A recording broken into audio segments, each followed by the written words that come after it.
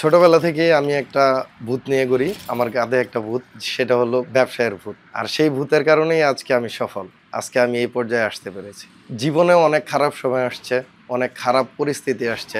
এই খারাপ পরিস্থিতি আমার শুধু এই ব্যবসায়িক ভূতের কারণেই আজকে ওভারটেক করে আমি পিছনে ফেলে আজকে আমি সামনে এগোতে পেরেছি এবং আমি সফল হয়েছি। ফেসবুকে বিভিন্ন জিনিস মানুষ এত হাই লেভেলের প্রেজেন্টেশন করতো, যেটা মনে হয় যে এই ব্যবসা দিলে লাভ আর লাভ। আসলে এরকম না। আমরা প্রবাসীরা অল্পতেই বিশ্বাস করি, দেশের মানুষকে বিশ্বাস করি। আমরা বুঝতে চাই না আসলে ফ্রড কে বা ভালোকে, এটা আমরা বুঝতে চাই না। আর এই সুযোগটাই আসলে কিছু ফ্রড লোক কাজে লাগায়। ইউটিউব দেখে যেই আশা নিয়ে আসছিলাম, ওই আশা পূরণ হয় নাই, ওইটাও আমার টিকা নাই। আসলে ওই পরিমাণে লাভ না যেই পরিমাণে আমরা প্রবাস থেকে ভাবি। পরে দিয়ে আবার আমি বাহিরে চলে যাই। ম্যাকডোনাল্ডসে ছিলাম ২.৫ বছরের মতন। এখান থেকে আসার আগেই আমি আমার এক বিশ্বস্ত বন্ধুর সাথে, আমার ছোটবেলার বন্ধু, ওর সাথে কথা টথা বলে এই ব্যবসাটা আমরা ৪টা মেশিন দিয়ে সর্বপ্রথম শুরু করি। আমাদের শুরুটা কিন্তু আসলে প্রফিটেবল ছিল না। আমরা যেখানেই গেছি ওইখানেই ধরা খেয়েছি। ধরেন ফেব্রিক্স কিনতে গেছি, আমরা ফেব্রিক্স চিনি না, কিন্তু আমাদেরকে ধরায় দিছে যে ফেব্রিক্স চলে না, ফেব্রিক্স ভালো না, ওই ফেব্রিক গুলা। প্রথম আমাদের কিন্তু ছিল আপনার পাঞ্জাবি, শার্ট, টু পিস, এগুলার মধ্যে আমরা কাপড় একদমই চিনি না।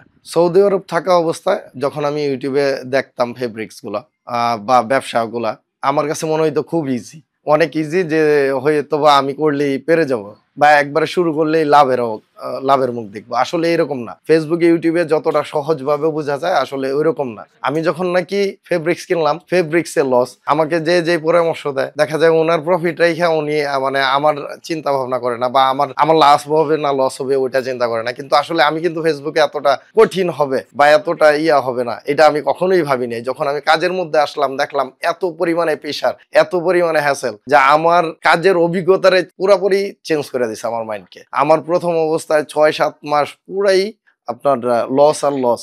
সব জায়গায় যা ভাবছি, যা দেখছি পুরাই উল্টা। ফেসবুক, ইউটিউবে যা দেখছি তার সাথে বাস্তবতার কোনো মিল নাই।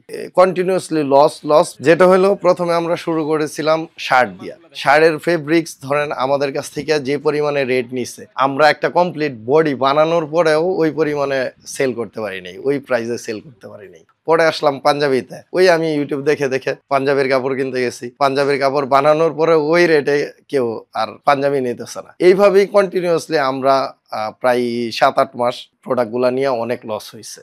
তখনের অবস্থাটা এরকম হয়েছিল, মানে ডিপ্রেশনে পড়ে গেছিলাম। আসলে এই যে ফ্যাক্টরি একটা দিলাম, মনে হইতেছিল যে আসলে এটা দেওয়া কি ভুল হইলো কিনা, বা এই যে লস, কন্টিনিউয়াসলি স্যালারি দেওয়া, ভাড়া দেওয়া, পরে অফিসিয়াল খরচ, ফেব্রিক্স এর লস, মানে সব দিকেই লস। আমার যেটা এই মনে তাকাইতেছিলাম, মনে হইতেছিল সবটাই আমার লস, কারণ আমি প্রোডাক্ট বানাইতেছি, প্রোডাক্ট সেল করতে পারতেছিলাম না। পরে আমার ২ জন বড় ভাই আর একজন বড় আপু, আমার পার্টনারের বড় বোন, ওনাদের সহযোগিতায় ওনাদেরকে নিয়ে আমি ফেব্রিক্স কেনা শুরু করলাম, মার্কেট যাচাই করা শুরু করলাম। আমি ফেসবুকে, ইউটিউবিং এর যা দেখছি ওইটার পজিটিভ কিছু নিছি, নেগেটিভও নিছি। যে ভাবছি যে আসলে পুরাটাই যদি আমি সঠিক ভাইবা নিই তাহলে হবে না, বা আমি যদি শুধু ২টা প্ল্যাটফর্মের উপরে নির্ভর করে বিজনেস করি তাহলে হবে না। পরে আমি মার্কেটে বিভিন্ন শোরুমে গেলাম, বিভিন্ন আপনার বাইং হাউসে গেলাম, যা দেখলাম ওনাদের আসলে কি ধরনের প্রোডাক্টের চাহিদা আছে, কি ফেব্রিক্স এর চাহিদা আছে, কোন ফেব্রিক্স নিয়ে কাজ করলে, কোন কালার নিয়ে কাজ করলে, বা কোন কাপড়গুলা নিয়ে কাজ করলে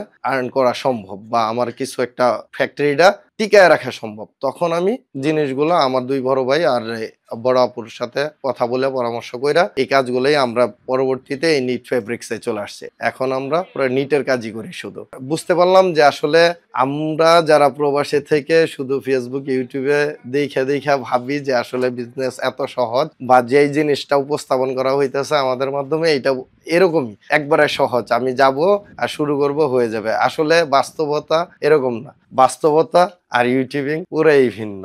বর্তমানে আমাদের ব্যবসা প্রতিষ্ঠানের দুবাই, কাতার, ওমান, বাহরাইন, মিডল ইস্টের ম্যাক্সিমাম দেশগুলোতেই আমরা আমাদের প্রোডাক্ট পাঠাচ্ছি, এমন কোয়ালিটি সম্বন্ধ প্রোডাক্ট বানাচ্ছি। আমাদের এছাড়াও বাংলাদেশেও বিভিন্ন শোরুমে আমাদের মাল যায়। এখন নিট ফেব্রিক্সের এবং উইন্টার এবং সামারের ২ সেকশনে আমরা কাজ করতেছি। অর্ডারের কাজও করতেছি। আমাদের নিজস্ব অনলাইন পেজও আছে।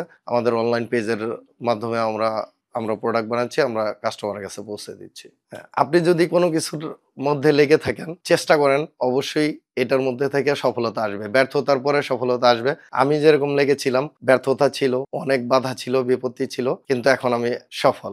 আর এটা আমি বিশ্বাস করি যদি কেউ লেগে থাকে অবশ্যই সফলতা আসবে।